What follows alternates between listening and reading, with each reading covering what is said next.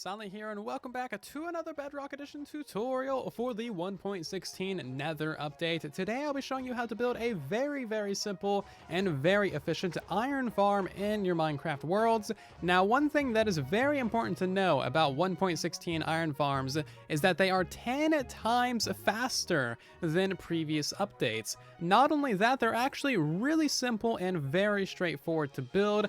The farm that I'll be showing you how to build in today's tutorial is a one chunk farm, meaning that it's 16 by 16. This iron farm will produce around 420 iron ingots per hour, and that is just crazy efficient for such a simple iron farm. This is going to pretty much completely revolutionize Bedrock Edition. We've never really had universally available iron, and I cannot wait to see what everyone does with the easy sources of iron that we now have on Bedrock Edition. It is one of the best features of the Nether update. So let's take a closer look at the rates of this iron farm. This little chest right here is from 1 hour of running the farm, and as you can see, we got a lot of iron, quite a few poppies, and also 49 string. So this is about what you can expect to get every single hour of running this iron farm. It's around 420-ish ingots per hour. It's a fairly efficient farm, especially considering the size. By the way, did I mention that you can actually stack this iron farm and have multiple of them in the same area, all running at one time for even more efficient rates? Well, you can, and it's a really cool thing. I'll have more information about how to do that at the end of today's tutorial. Timestamps for everything is on screen right now. So right now we have a chunk border resource pack on, and that's why we have all these red and blue lines throughout the world. Each one of these squares is a 16 by 16 area, and as you can see, all of the main parts of this farm are within one chunk of the world, which is kind of ideal, especially on a Bedrock Edition with the very low simulation distance. So as you can see, all of the water streams, all of the spawning pads, all of the beds, all of the villagers, and all the workstations, including the kill chamber, is within a single chunk.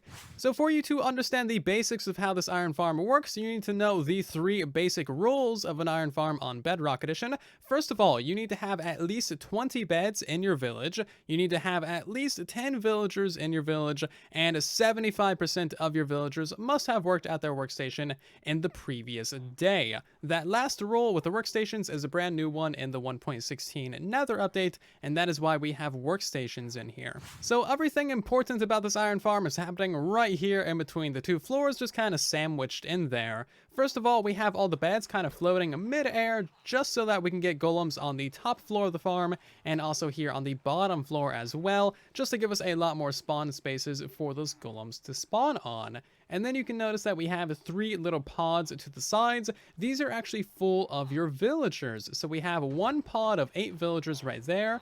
We have a pod of 4 villagers right there, and then we have another pod of 8 villagers over on this side as well, and that gives us a total of 20 villagers and also 20 workstations. Now, the reason why we have 20 villagers in this iron farm is that way we can have 2 iron golems at one time. You only get 1 iron golem per 10 villagers, so by having 20 villagers instead of 10, you actually get a lot more golems per hour, and it significantly helps out your rates, which is a great thing and honestly quite worth it. So all of these villagers are linked to their workstations. All of the villagers are also standing in water, and that prevents them from unlinking from their workstations or unlinking from their beds.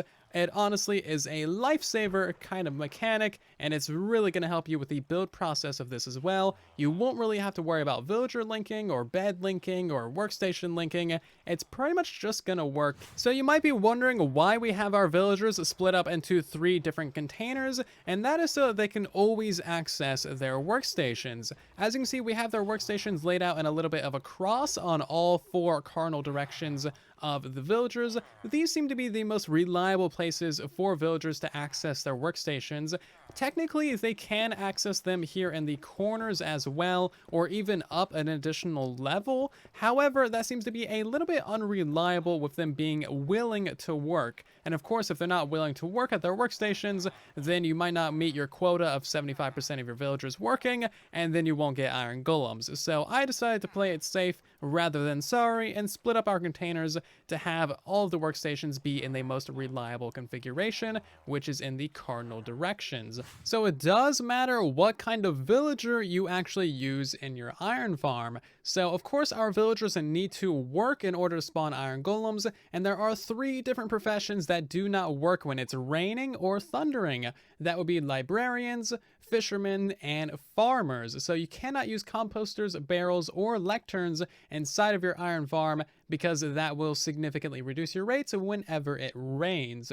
Furthermore, due to how we've set up our farm, you cannot use any of these workstations because they don't really contain the villagers that well. These are the 6 different workstations that you'll want to use inside your farm. You get the loom, the blast furnace, the cartography table, the fletching table, the smithing table, and the smoker. You can choose any one of these that you want. Probably the fletching table because it's super cheap and easy to make, and honestly, you're not going to be trading with these villagers anyway. And 2 final details about the farm before we hop into the tutorial. We have a 3x3 drop chute going to our kill chamber because a 2x2 drop chute is actually too small for 2 iron golems to fit through. Iron golems are very large, so you need a 3x3 in order for them to fit through properly. And also down here at the bottom, we just have a standard lava kill chamber, but we also include campfires at the bottom this time to kill all of the cats. You get a lot of cats, and sometimes they don't die from the lava. They literally have 9 lives. You could send them like through multiple lava blades, and they would still survive. It's honestly quite ridiculous. They're very, very strong and very evasive of lava. Anyway, we put the campfires in there just to kill them all because cats are useless and they give you a little bit of nice string. So 2 things before we hop into the tutorial. 1, I am curious about what you're going to use all of your super easy iron for. Are you going to make like a bajillion hoppers? Are you going to start decorating with iron blocks or just trading the iron to villagers for emeralds? I'm curious what you're going to use the easy iron for, so let me know in the comment section down below, and I'm very curious to see what you're going to do. And also, if you are new to the channel and you want to see a whole bunch more Nether update tutorials in the future, then of course consider subscribing. Subscribing is the best way to ensure that you see all of the future tutorials that I upload and you don't miss a single one of them. And also, you would help us reach 250,000 subscribers, which we are getting very close to. So that would be cool. Join the silence by subscribing, and let's hop into it.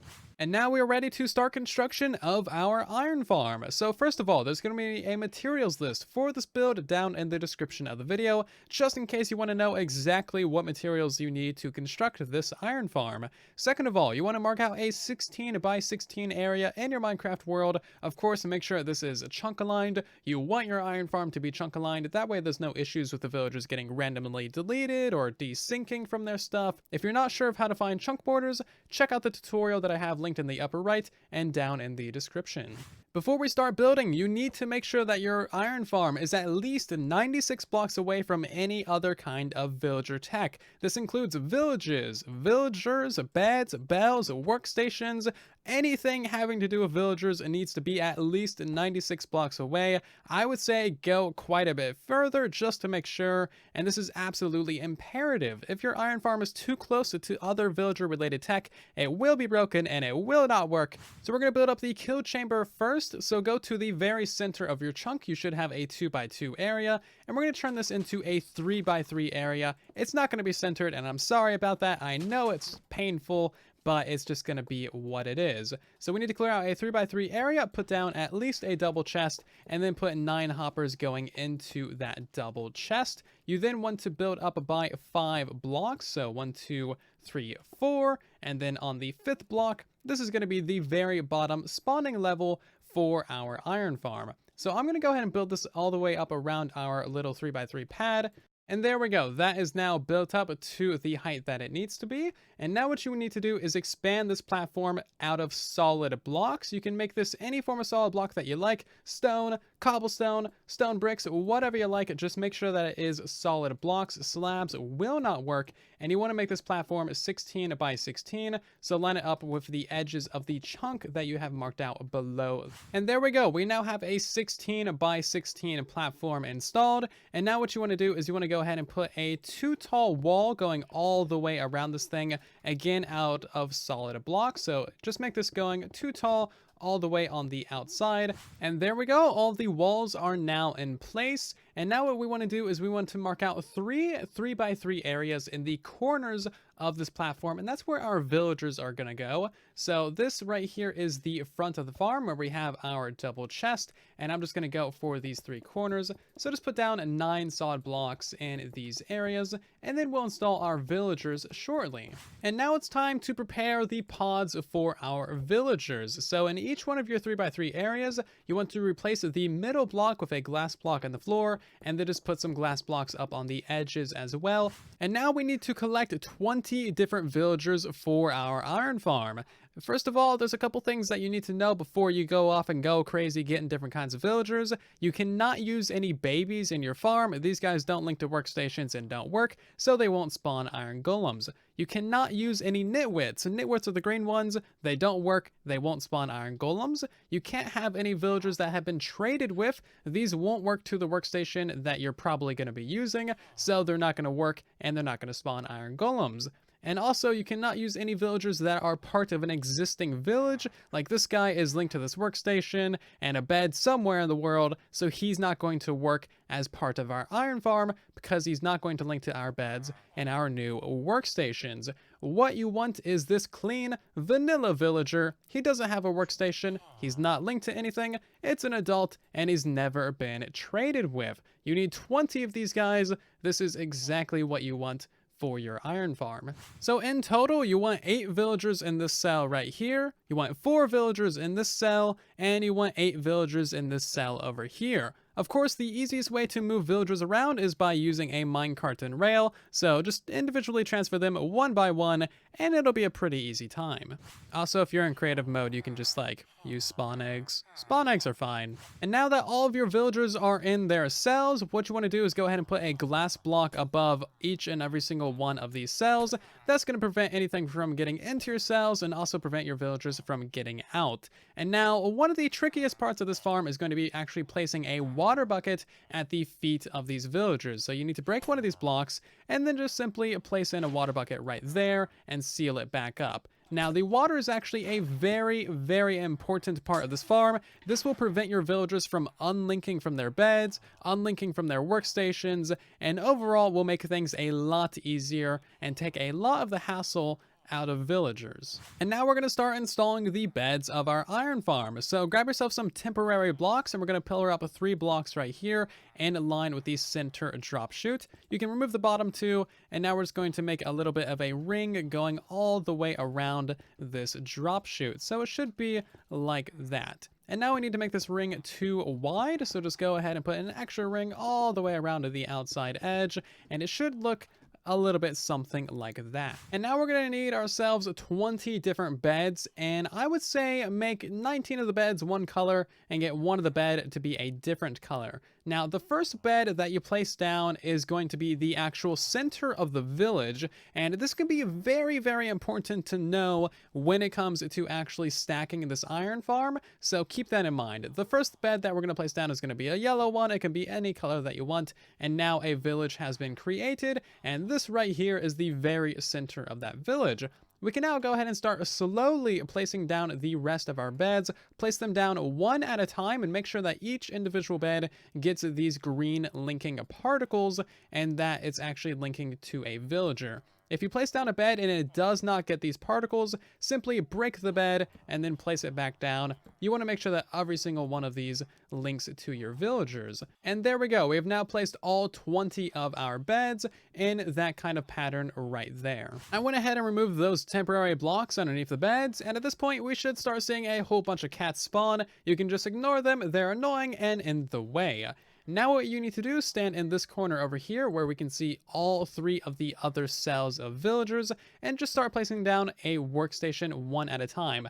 That workstation linked to somebody in that pod over there, so we're going to break it, remove one of these pieces of glass, and place down the workstation right there. As you can see, it has now linked to that guy. That guy will never unlink from that workstation and will work at that every single day for the rest of his miserable life. And now we can do the same thing 19 more times. So as you can see, this is an extremely simple and straightforward process, and you will start doubling up workstations pretty early on because these guys are pretty jammed in there. It doesn't matter in which order you place them as long as they are to one of the cardinal directions. That way they can always access their workstation. So just keep going until you place all 20 workstations for your villagers, and congratulations, you are now 95% of the way done with this iron farm, and you should start to see some iron golems spawn shortly.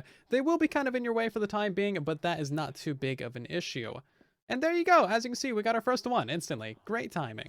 Now it is time to finish up this lower level. So go to each of your 3 corners where you have a villager and simply put a solid block in all of these corners, just like so. And then we're going to be putting slabs on top of everything at this layer. So let's get these other 4 blocks in place. So now just go ahead and place a lower half slab on top of all of these different blocks going all the way around. This will prevent cats and iron golems from spawning up here and will prevent them from ruining the rates of your farm.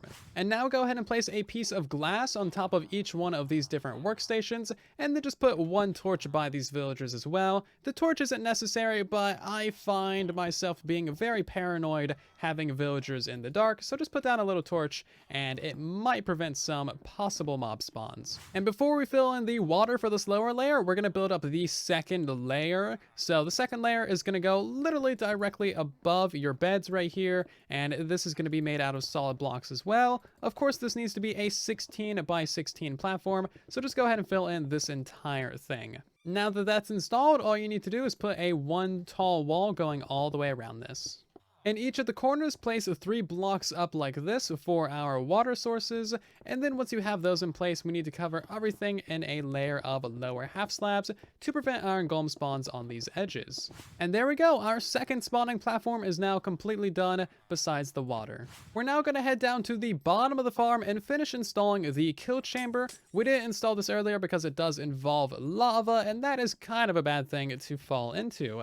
So you want 9 signs right here at head level, and then go ahead and get yourself 1 lava source right in the center. Of course, make sure that does not flow out over your head or anything like that. So now you can go ahead and put yourself in some campfires down here at the bottom. You will need 9 of these, and these don't help kill the golems faster or anything. It has no impact on the golems, but it's just for the cats. You can use soul campfires if you want. That also has no effect, but it could look cool if you want to do that. And now we're going to go ahead and break into the middle layer of this farm right here, and we're going to place in 10 signs. It might be a little bit difficult to see due to the smoke, however, the signs will indeed be placed, so you just want to place those in this little 3x3 grid. This will prevent the water from actually flowing down. If we block off the smoke for a second, you can see that this is what the signs should look like. So now go to the corner that doesn't have any villagers in it, remove any cats that might be in your way, and place down 1 solid block. You want to place down a water source on top of that solid block,